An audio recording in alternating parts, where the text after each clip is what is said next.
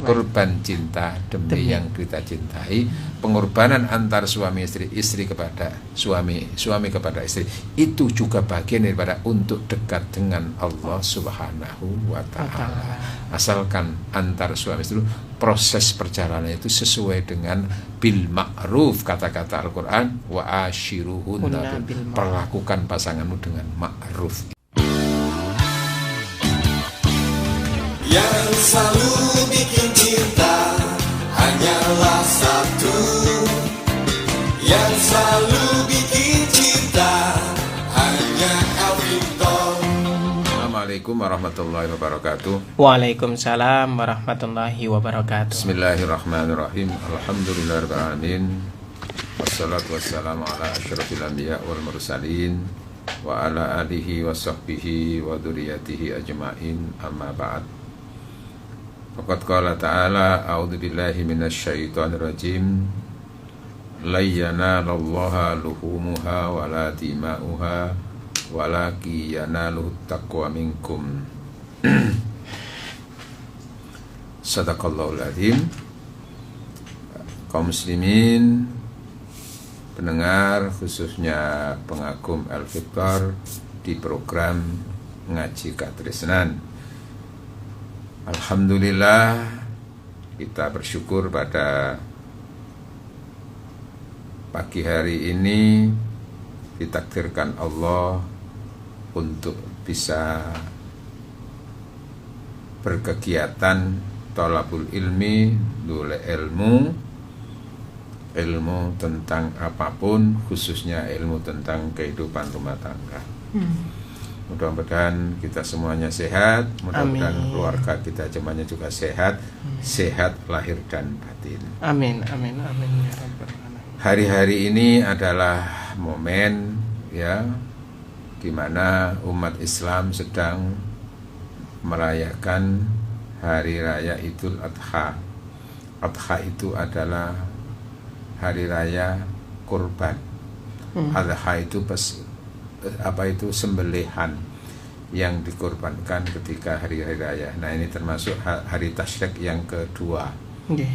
Jadi hari Jumat, hari Sabtu itu tasyrik, lalu terakhir nanti tasyrik itu hari Ahad besok. Nah, ini suasana lagi penyembelihan korban.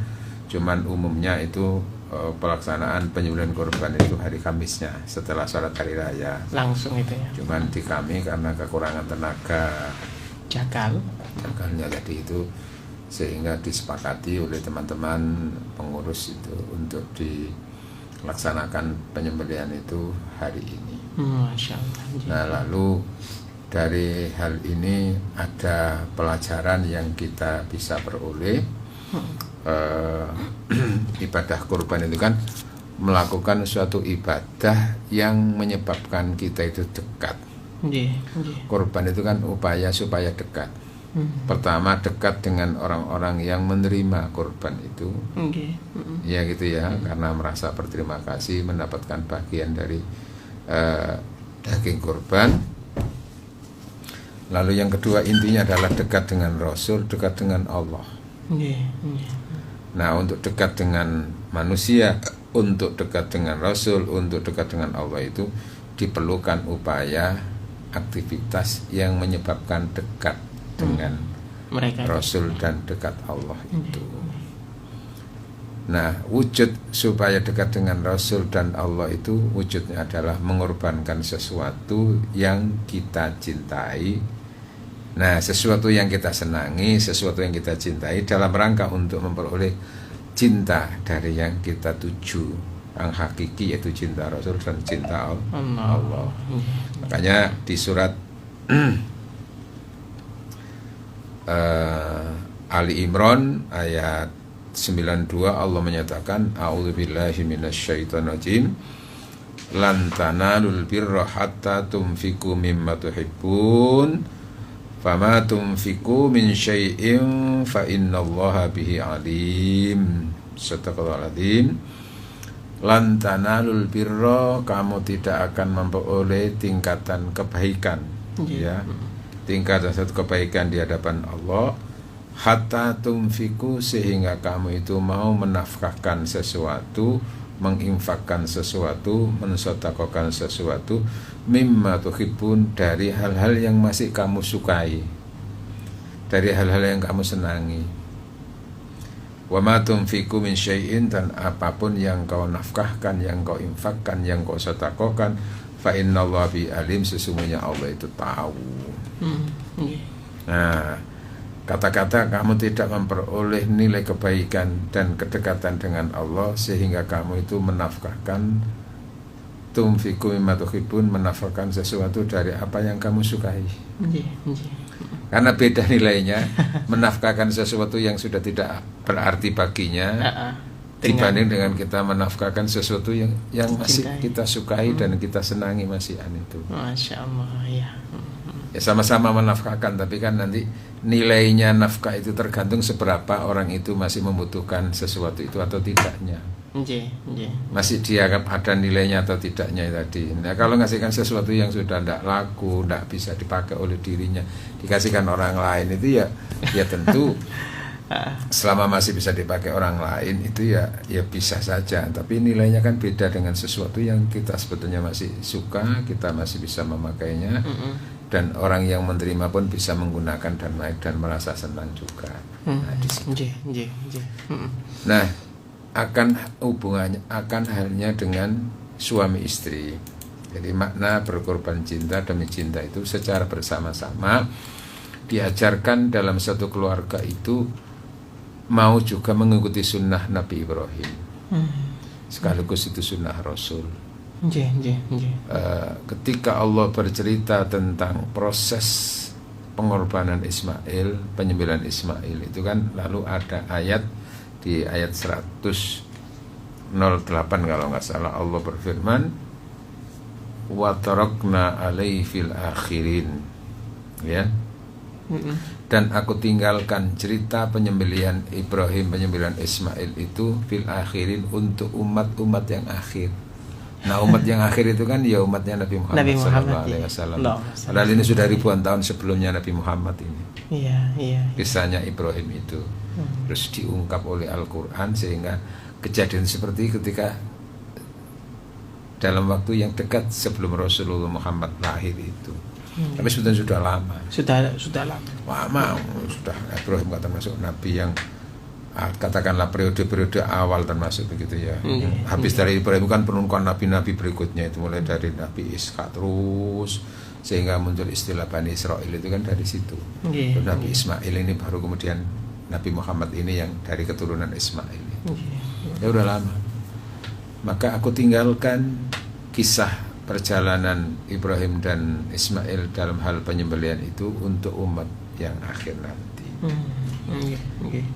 Ditinggalkan itu dalam arti apa? Pertama ya, kalau bisa kita itu hidup itu berkorban. Hidup itu berkorban. Ya, berkorban untuk dekat dengan Allah. Kalau Ibrahim itu berkorban Ismail kan, atas perintah Allah. Tapi lalu hakikatnya kan yang disembelih oleh Ibrahim kan bukan Ismail. Tapi yang disembelih malah kambing atau binatang. Nah, aku tinggalkan cerita korban ini untuk yang berikutnya. Itu bukan berarti lalu siapa yang kita sembelih, kita korban, itu harus sama dengan waktu itu.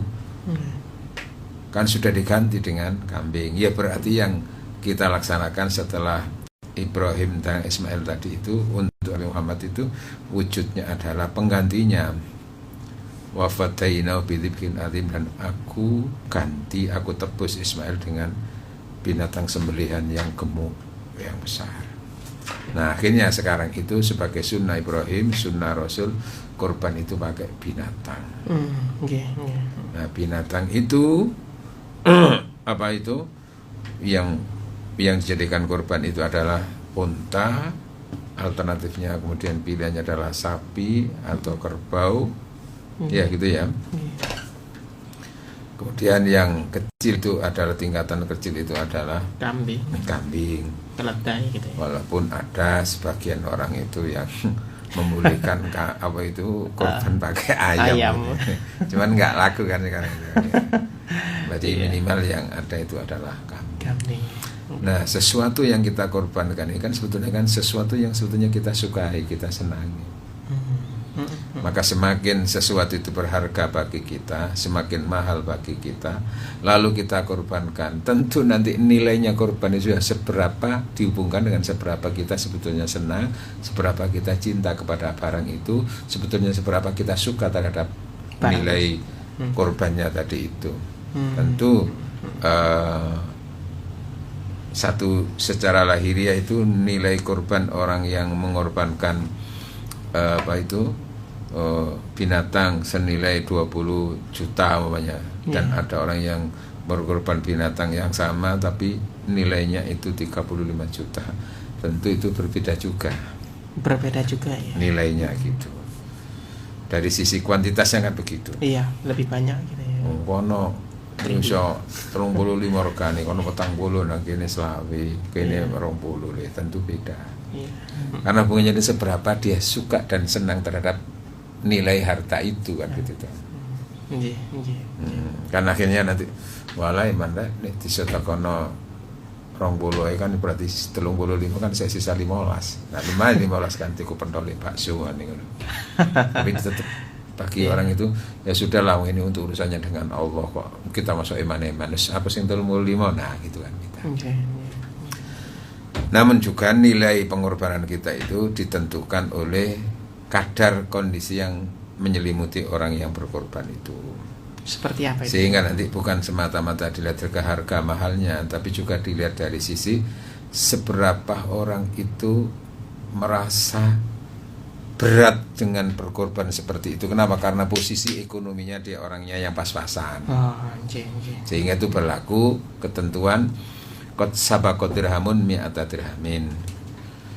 Kadang-kadang 1 dirham itu bisa mendahului masuk surga daripada orang yang bersedekah 100 dirham. Mengapa?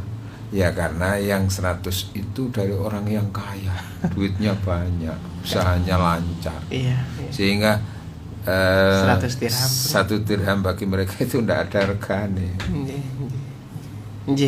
Sementara yang ini itu yang 1 dirham, yang 100 dirham tadi itu dari orang yang kaya, penghasilannya M-an umpamanya begitu ya. Terus sementara ini yang hanya sedekah 1 dirham tadi itu dari orang yang sebetulnya penghasilannya pas-pasan, bahkan itu kadang-kadang kekurangan tapi dia tetap menyisihkan. Nah, maka di situ dilihat dari aspek apa, seberapa orang itu membutuhkan barang yang disedekahkan itu dan seberapa tidak.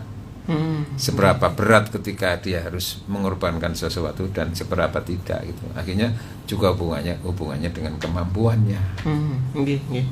Nah, tapi secara umum di situ adalah sesuatu yang kita senangi itu yang kita korbankan. Nah, suami istri barangkali setelah berjalan bersama ada semangat bersama untuk bagaimana berkorban untuk masyarakat umum. Maka suami istri mungkin secara bergantian, Dek, aku tak tahun iki aku tak sedekah atas nama aku kambing 1 namanya gitu. Tapi kalau mampu 2 kambing 2. Tapi kalau mampunya sapi ya sapi untuk keluarga. Suami istri dan juga untuk keluarga yang ada. Secara syariat kan ada yang membatasi bahwa seekor sapi itu untuk jatah 7 orang. Kalau kambing 1 ya untuk 1 orang. Walaupun ada pendapat juga yang menyatakan bisa saja 1 kambing untuk keluarga yang ada. Bisa saja kan itu tuh semuanya. Wallahu a'lam. Tapi yang jelas itu adalah semangat untuk berkorban.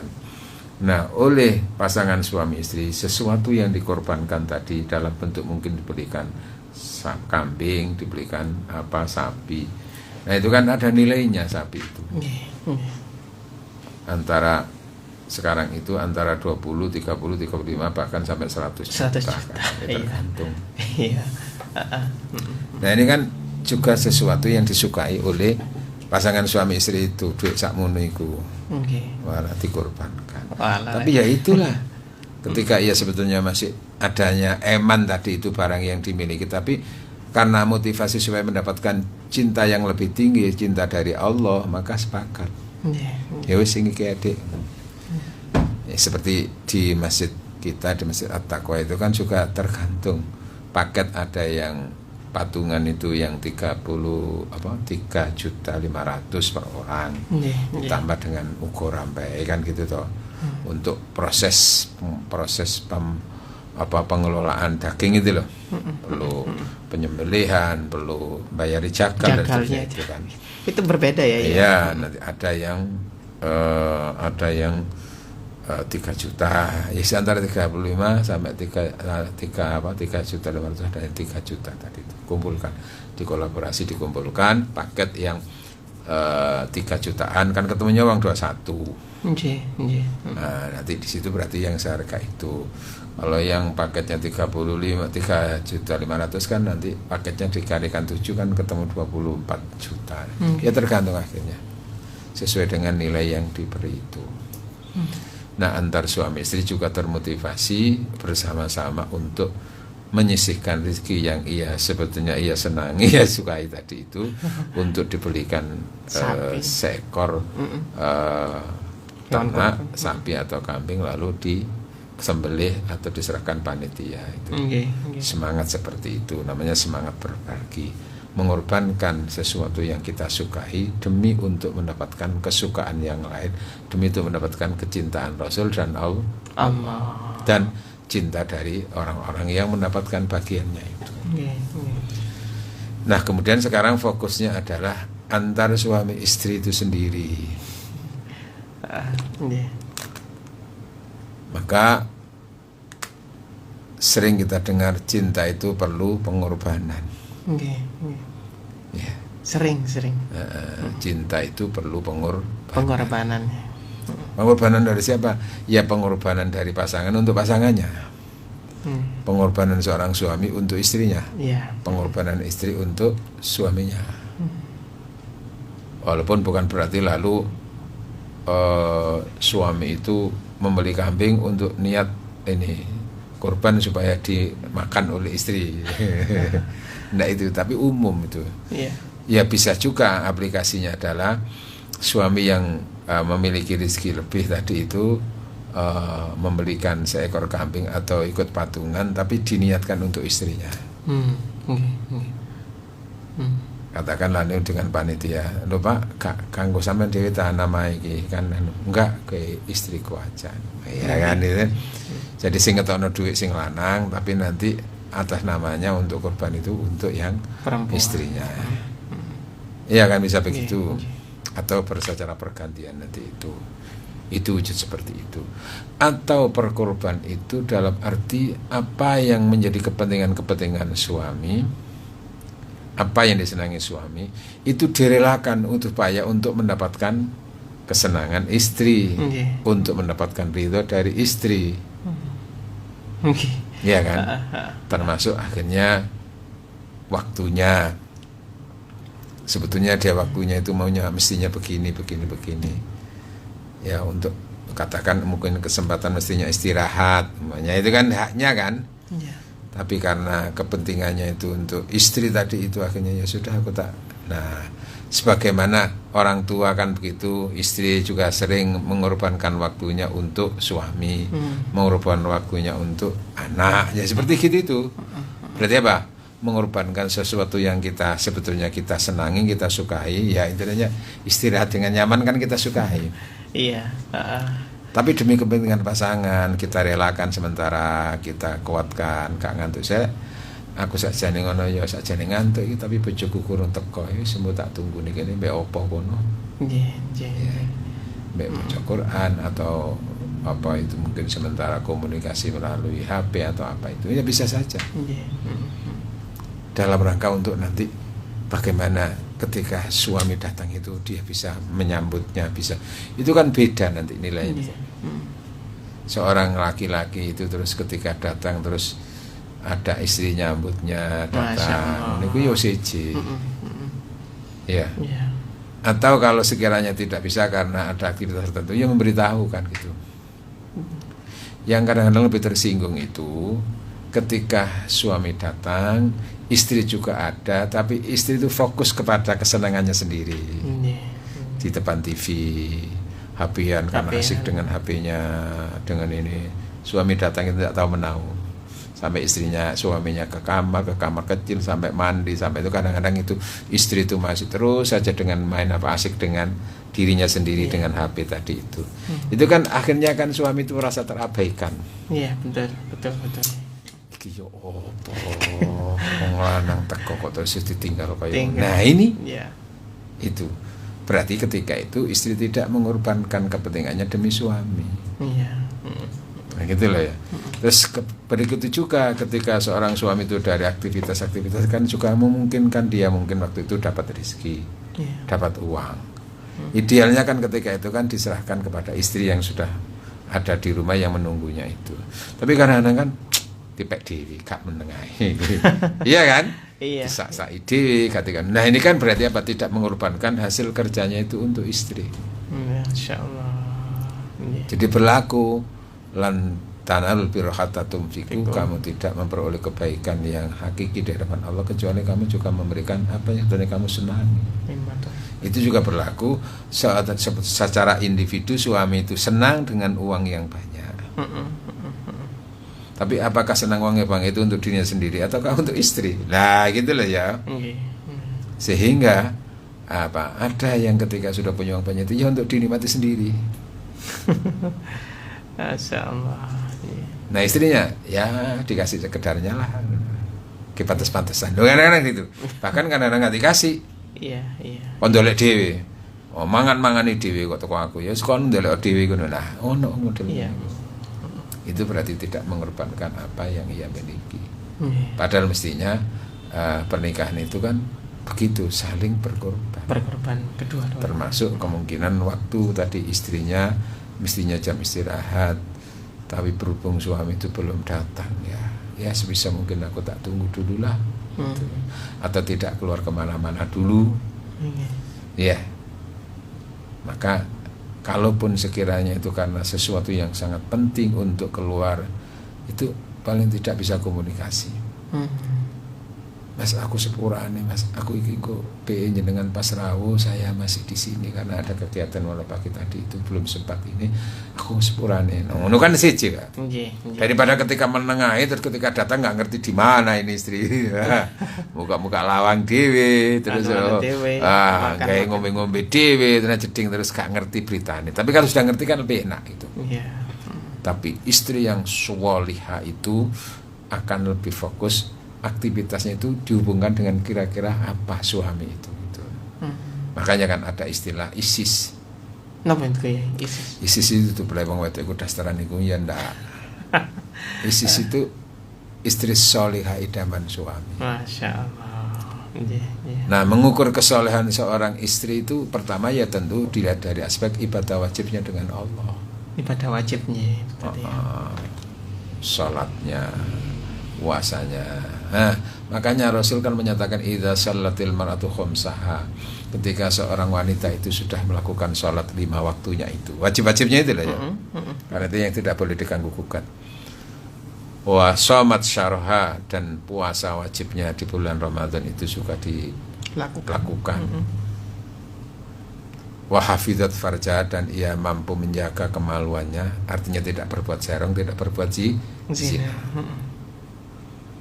Termasuk bagian dari itu adalah tidak gampang-gampang menerima tamu laki-laki ke rumahnya ketika suami tidak ada di rumah, ya kan?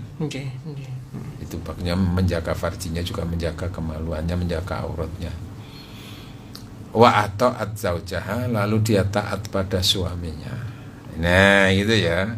Ukuran berikutnya taat pada suaminya itu, maka kilalah akan dikatakan kepada si istri tadi itu, istri yang salihah tadi itu, udkhuli al jannata, masuklah kamu ke dalam surga, min ayyi abwabin syi'ti, dari pintu manapun silakan untuk dipilih. Masyaallah. Jadi ternyata hubungannya kesolehan itu ya hubungan dengan Allah yang wajib-wajib itu, lalu hubungan berikutnya bisa dikatakan 75% itu dengan suami. Tingkat perhatiannya seorang istri kepada suami, ketaatannya istri kepada suami. Ya, ketika suami butuh apa ya di situ istri sudah ada. Bahkan tanpa suaminya bilang, dia sudah menyiapkan. Waktunya suami datang butuh minum atau diberikan yang seger-seger, di situ sudah ada, kan beda dengan minta dulu. Nggih, nggih. Dek aku kekno banyu anget, dek aku tolong dekno ngombe. Iya, dikekno. Oke. Tapi kan ketika datang terus sudah saya siapkan Mas minum. Beda. Beda. Ngono lho. Iya. Nah, ketika itulah istri itu mengorbankan egonya. Hasilnya ego ngono ya enak, gak usah ngono-ngono iku dek. Bah kon atus-atus dhewe ngombe-ngombe dhewe apa semuanya gitu ya. Iya. Maka mengorbankan egonya tadi itu demi suaminya tadi itu. Nah, suami juga bisa kebalikan seperti tadi, dia bekerja mulai dari jam 7 sampai nanti jam 5 sampai kadang-kadang sampai isya, itu kan dia yang capek mencari nafkah itu. Nah, hasil daripada dia bekerja itu entah harian atau dia itu dapatnya mingguan atau dia bulanan, itu kan dia hasilnya dia. Dia yang megang kan. Senang kan dia dengan uang itu. Tetapi karena dia hidup itu bukan sendirian tapi dengan istrinya, karena istri sudah jaga di rumah, istri juga melayani dirinya, nanti akhirnya ya tadi itu. Sehingga nanti itu adalah tingkatan seorang suami itu memberi belanja kepada istri karena wajib. Iya, karena wajib. Ya karena wajib ya disesuaikan dengan permintaan dan kebutuhan. Tapi nanti kan ada yang tingkatannya itu standarnya melebihi dari wajib. Apa? Ya nggak usah diminta karena sudah tahu itu kebutuhan rumah tangga. Terus ya diberikan sesuai dengan kebutuhan itu. Kan beda tuh. Yang menghasilkan hasil itu suami yang bekerja terus diberikan istri. Ya terus. Nah kalau istrinya sendiri juga punya penghasilan, ya tetap seorang suami itu berkewajiban untuk memberikan apa yang ia hasilkan itu untuk istri supaya dikelola oleh istri. Ya kan itu toh. Karena bagaimana seorang istri itu nalurinya ya tentu walaupun dia sudah punya penghasil itu akan senang, nilainya pemberian suami itu beda dengan yang ia hasilkan sendiri. Kenapa? Karena pemberian dari seorang suami itu memberikan gambaran, sebuah cermin bahwa suami memperhatikan dirinya, memperdulikan kepentingan keluarga, termasuk kepentingan istri. Ya senang. Masya Allah. Perkara lalu nanti istri itu terus bilang, mas gini aja mas, aku ya wis ono, wis aku gak butuh lagi, itu wis sampean simpen dulu aja, nanti barangkali suatu waktu butuh, atau sampean kaya apa lah, kono kayak usaha apa maneh, aku gak usah dikasih nafkah. Untuk anak-anak ya kalau sekiranya dari saya cukup sudah dari saya aja mas, gak usah mas, simpen dulu. Ngono iku ya ono, tapi ngono iku rada angel. Nggih angel. Sing akeh iku ya tetap seneng dikei gitu loh. Nggih. Apalagi dalam kondisi memang yang bekerja itu semata-mata suami, lalu istri tinggal menerima hasil. Itu sangat beda lagi gitu loh ya.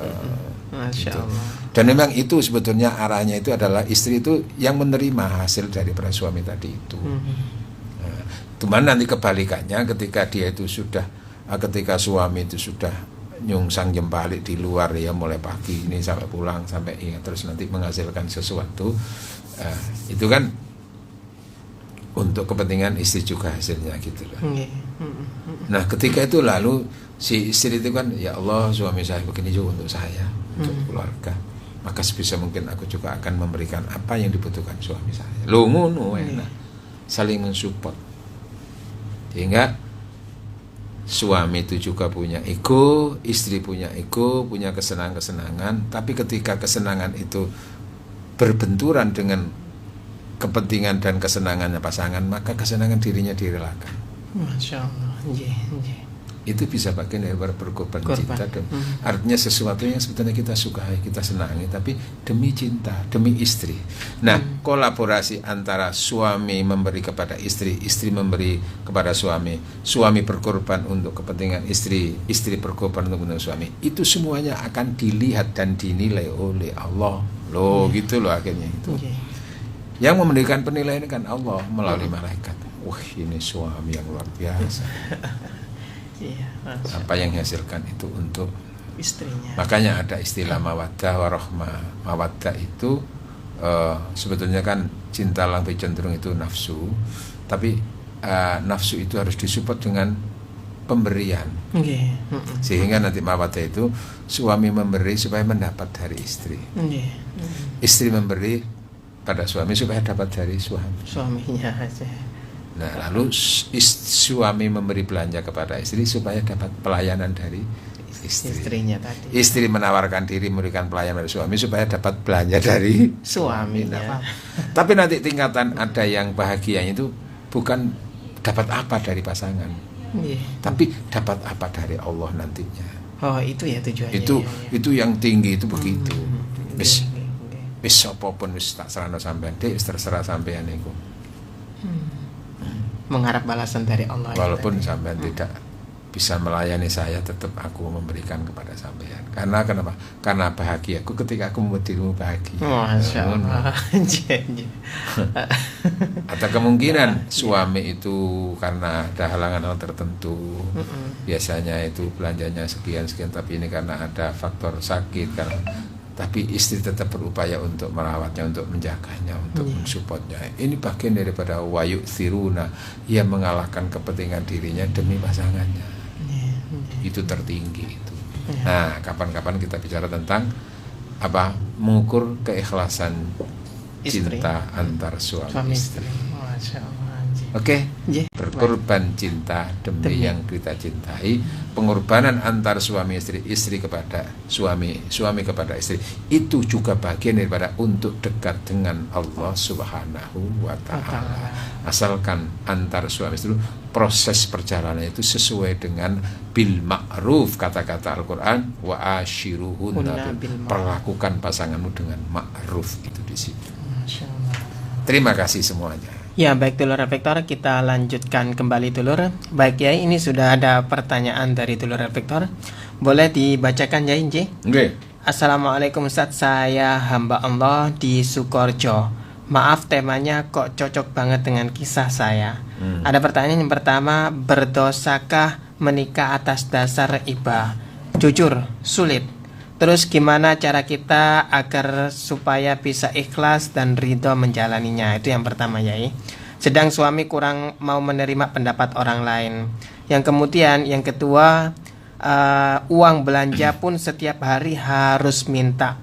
Kalau tidak minta, ya gak dikasih. Itu pertanyaan yang kedua. Iya. Ini berarti hubungannya dengan pengorbanan seorang istri. Iya. Korban perasaan.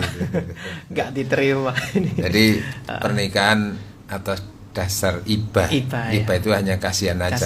Berarti kan sudah tidak ada nafsu. Ya, nafsu secara maksudnya tidak ada nafsu birahi kan gitu tuh. Hanya karena semata-mata faktor kemanusiaan. Ya, itu sebetulnya juga bagian daripada cinta. Itu bagian daripada rahmah, tapi rahmah dalam arti kemanusiaan. Kemanusiaan. Bisa dijalani aja walaupun dia sudah nggak ada gairah nafsu lagi kepada suami kok kayak ngono itu. Itu ketika itu yang diharapkan, aku hanya penting aku diridhoi Allah.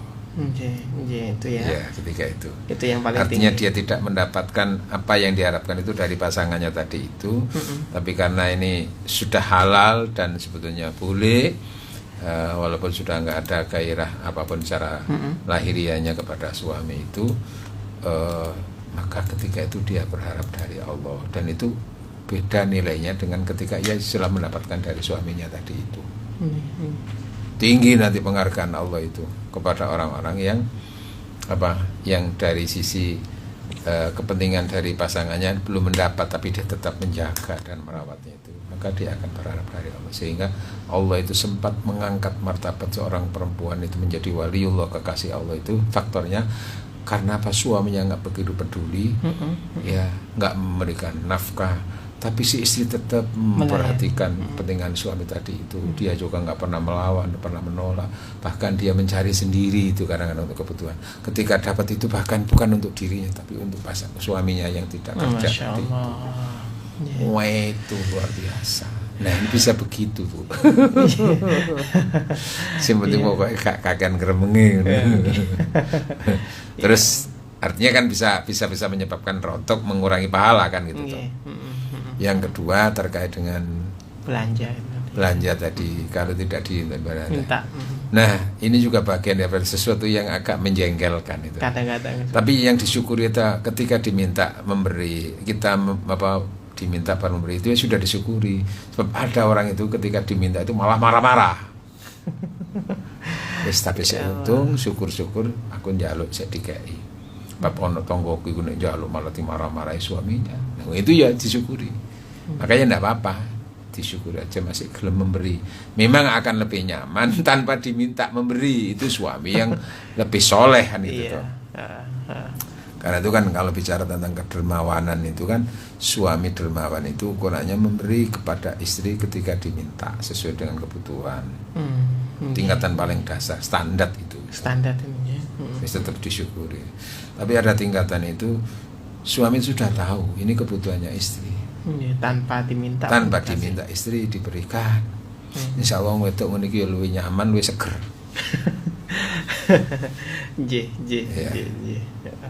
Iya kan? Lurus. Nah, yang lebih mulia lagi seorang suami itu memberi tanpa diminta, dan ketika memberi nggak pakai dihitung kebutuhannya itu. Butuh ini 5 juta, pas waktu itu nyekeli duit 10 juta. Ya 10 juta dikira kabeh. Ngene kok itu tambah seger. Nah, tadi tingkatan yang bertanya tadi kan modelnya itu enggak memberi kalau tidak diminta. Ya sudah, enggak apa-apa, itu bisa disyukuri. Toh masih memberi. Iya, masih ya, bisa memberi. Disyukuri aja, itu bagian daripada masih ada tingkat pertanggungjawaban seorang suami perhatian kepada istri. Nah ya, pokoknya setiap butuh dan minta diberi ya sudah, enggak apa-apa, itu dijalani aja. Walaupun mungkin akan lebih nyaman ketika nggak usah diminta sudah memberi. Heran aku. Aku wis ngerti biasa butuh ini sene kate jaluk kate kei. Ini kan ada kan. Tapi ya untung sih ketika dijaluk baru dikei aku. Coba kate kei tak ngono ya kan. Jadi nggih wis jenengan barangkali kalau tidak berharap banyak secara egonya jenengan itu tidak seperti yang diidealkan, maka ketika itu berharaplah dari Allah Subhanahu wa taala. Masya Allah. Nggih, itu nggih. Baik. Lanjut ya. Ini juga banyak ini ya.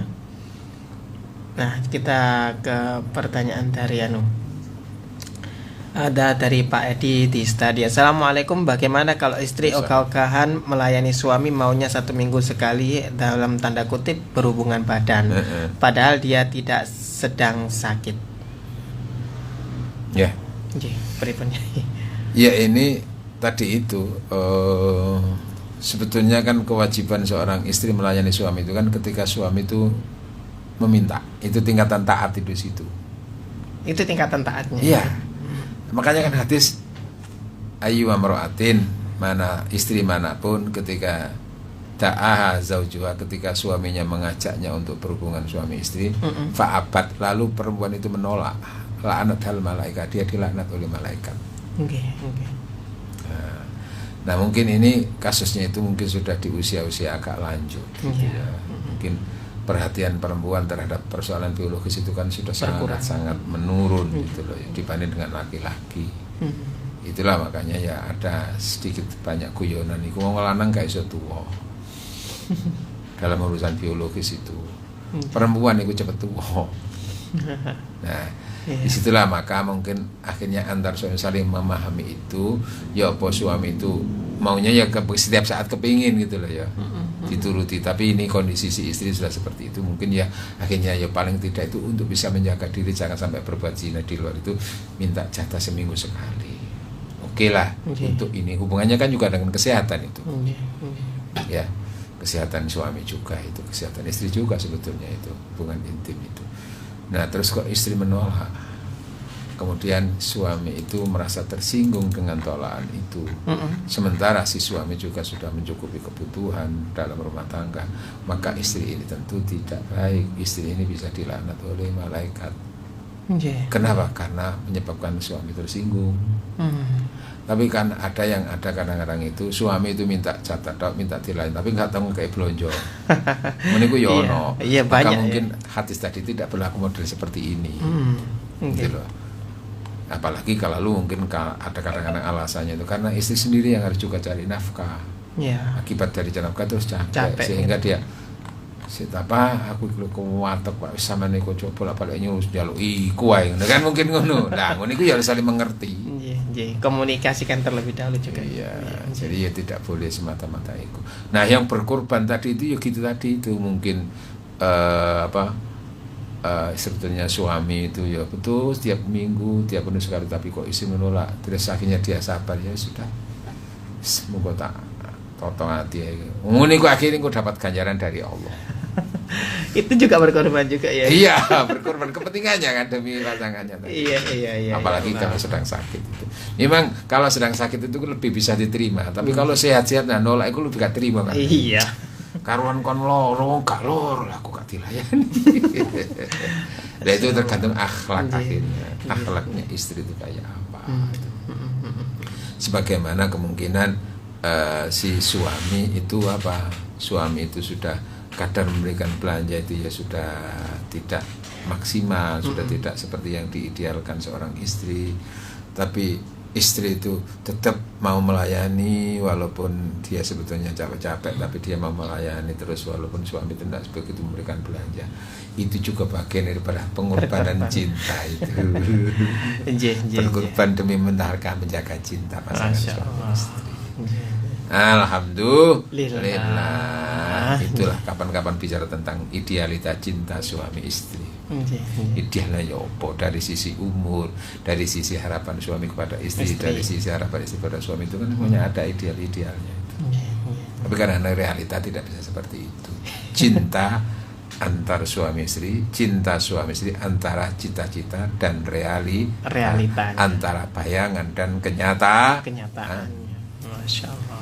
Terima kasih semuanya karena kita berbagi waktunya. Mudah-mudahan pertemuan yang singkat ini ada manfaatnya untuk semuanya.